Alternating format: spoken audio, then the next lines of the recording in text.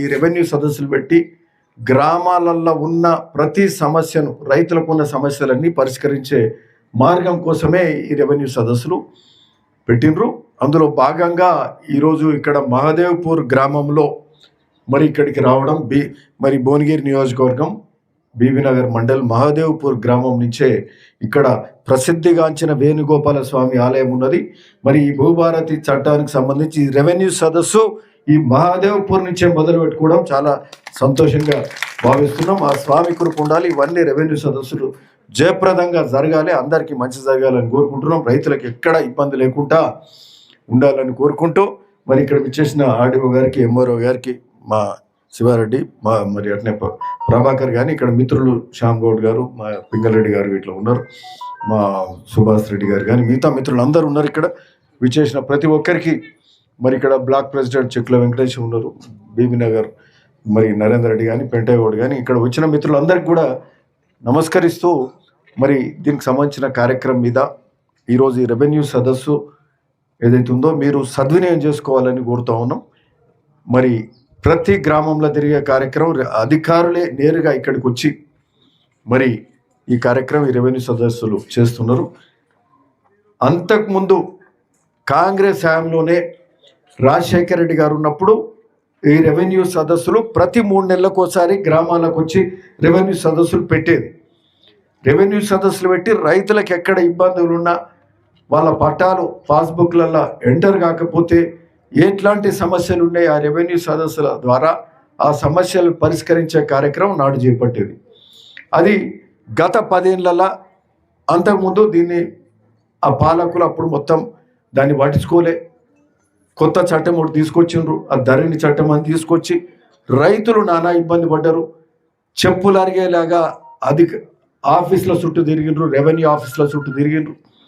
ఒక్కొక్క దగ్గర ఇబ్బంది పడి ఆత్మహత్యలు కూడా చేసుకున్నారు.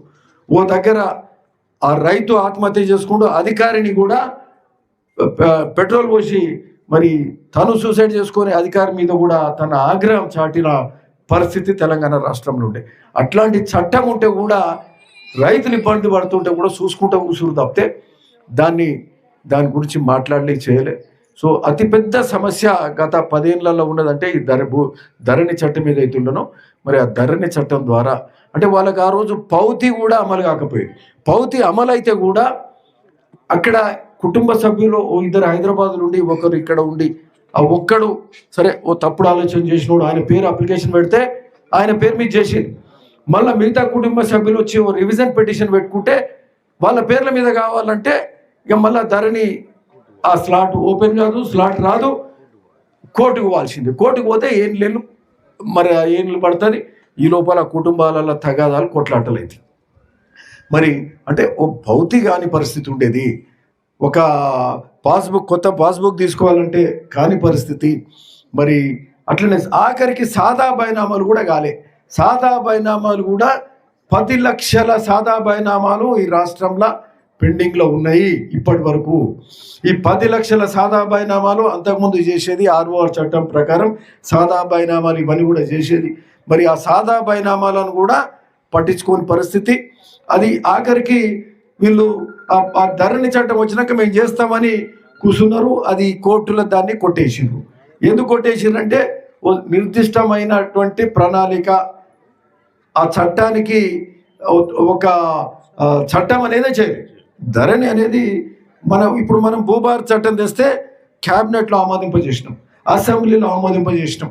డాక్టర్ బాబాసాహెబ్ అంబేద్కర్ జన్మదినమైన మొన్న ఏప్రిల్ 14th నాడు దాన్ని లాంఛనంగా దాన్ని కూడా ఆ కార్యక్రమాన్ని స్టార్ట్ చేసుకున్నాం. అంటే ఒక విధి విధానాలతో రూపొందించినాం. అదే ధరణికి ఓ విధి విధానాలు లేవు, ఓ చట్టం కూడా తీసుకురాకపోయేసరికి 10 లక్షల సాదా బైనామాలు మరి చేద్దామని వాళ్ళ తర్వాత ఏదో లేట్ ఆలోచించి చేద్దామని పోతే ఆ కోర్టు కూడా కొట్టేసింది. నువ్వు చట్టమే చక్కగా తేలే, నీతోటి ఏమవుతుంది, దీనికి చేయడానికి వీల్లేదని కూడా కోర్టు కూడా అడ్డుపడ్డది. అంటే అంత లోపభూయిష్టమైన ధరణి చట్టంతో 10 ఏళ్ల పాటు రైతులు ఇబ్బంది పడ్డారు, భూ యాజమాన్యులు ఇబ్బంది పడ్డారు. ఈరోజు ఆ సాదా బైనామాలకు కూడా ఈ 10 లక్షల సాదా బైనాల మీద ఆల్రెడీ ఈ సాదా బైనామాలు కానీ ఇతరత్ర మరి ఈ ఇతరత్ర ఈ పైలట్ మండలాలలో తీసుకున్న కార్యక్రమంలో తెలంగాణ రాష్ట్రంలో దాదాపు ఇప్పటి వరకు కొన్ని వేల సంఖ్యలో ఆల్రెడీ పరిష్కారం కూడా కనుగొన్నాం. సో ఈరోజు ఈ సాదా బైనామాలు కానీ ఇట్లాంటివి కానీ భౌతిక కానీ మిగతా ఎక్కడ సమస్యలున్నా పాస్బుక్లో ఎంట్రీ చేయడానికి ఎకరానికి 2500 ఫీజు కట్టుకొని మరి మీ పాస్బుక్లలో పట్టాలు అమలు చేసుకోవడానికి కూడా సాధ్యమవుతుంది. సో ఇవన్నీ కూడా ఈ రెవెన్యూ సదస్సులలో మనము అందరూ కూడా గ్రామస్తులందరూ కూడా పార్టిసిపేట్ అయ్యి చేసుకోవాల్సిన అవసరం కూడా ఉందని ఈ సందర్భంగా చెప్తున్నాం. సరే, నాడు వాళ్ళు ఈ ధరణి చట్టంతో ఇబ్బందులు పెట్టినరు, ఆ స్లాట్ అనేది ఓపెన్ కాకపోయేది. ఇంకొకటి ఏంటంటే నాడు ఎంఆర్ఓ హక్కులు తీసేసారు, ఆర్డీఓ హక్కులు తీసేసారు, ఒక కలెక్టర్ దగ్గరనే అయ్యేది. కలెక్టర్ దగ్గర కూడా ఆ స్లాట్ ఓపెన్ కాకపోయేది. స్లాట్ ఓపెన్ కావాలంటే ఇక వాళ్ళకు దగ్గరోళ్ళు ఆనాడున్న పాలకులకు దగ్గర ఉన్న వాళ్ళకే ఆ స్లాట్ ఓపెన్ అయ్యేది. ఆ స్లాట్ ఎప్పుడో అది మధ్యరాత్రి ఓపెన్ అయ్యేది, వాళ్ళకే పని జరిగేది. ఇక మిగతా వాళ్ళకు ఒక మామూలు రైతుకు ఆ చట్టం అనేది లాభం లేకుండా పోయింది.